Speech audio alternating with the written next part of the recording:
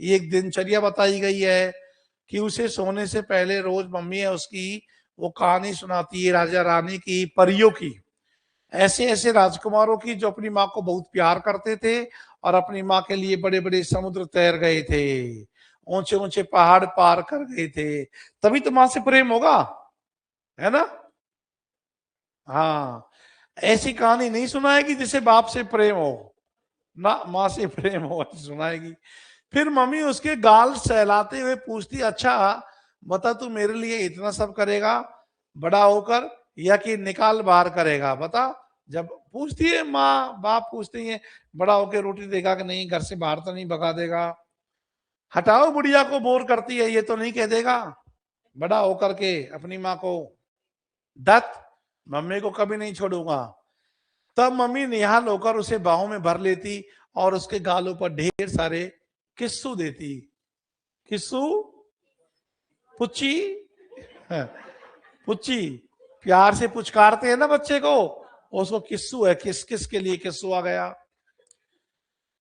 फिर पता नहीं छत में क्या देखने लगती, बस फिर देखती ही रह जाती और उसे लगता जैसे उसके और मम्मी के बीच में फिर कहीं कोई आ गया है, पर कौन, यह वह नहीं समझ पाता। मम्मी के चेहरे पर गहराती हुई उदासी की परतें उसे कहीं हल्के से बेचैन कर देती। उसका मन करता कि मम्मी को पक्की तरह से समझा दे कि वह उन्हें कभी कभी नहीं छोड़ेगा, पर कैसे। और जब कुछ भी समझ में नहीं आता तो वह मम्मी के गले में हाथ डालकर लिपट जाता।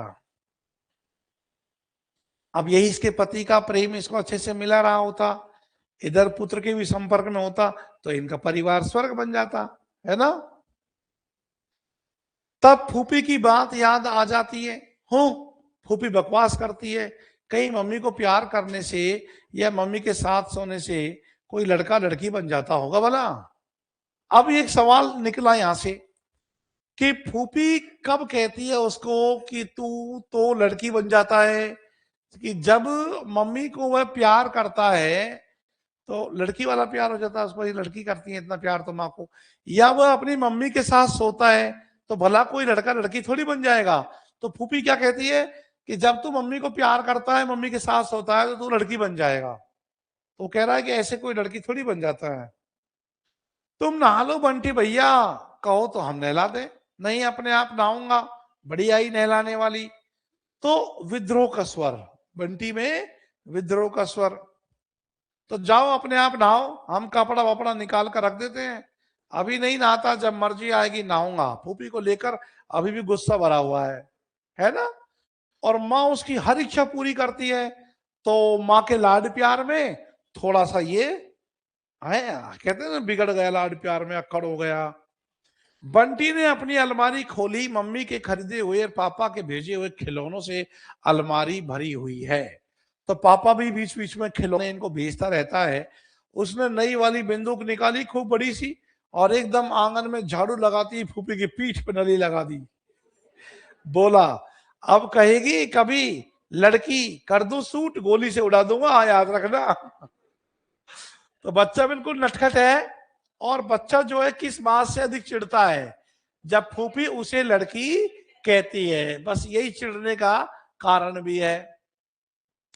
बंटी जब बहुत लाड़ में होता है या बहुत नाराज हो तो फूफी को तू ही कहता है। बंटी जो है तू कहकर संबोधन कर रहा है, बहुत प्यार में हो या बहुत गुस्से में हो तब भी फूफी को।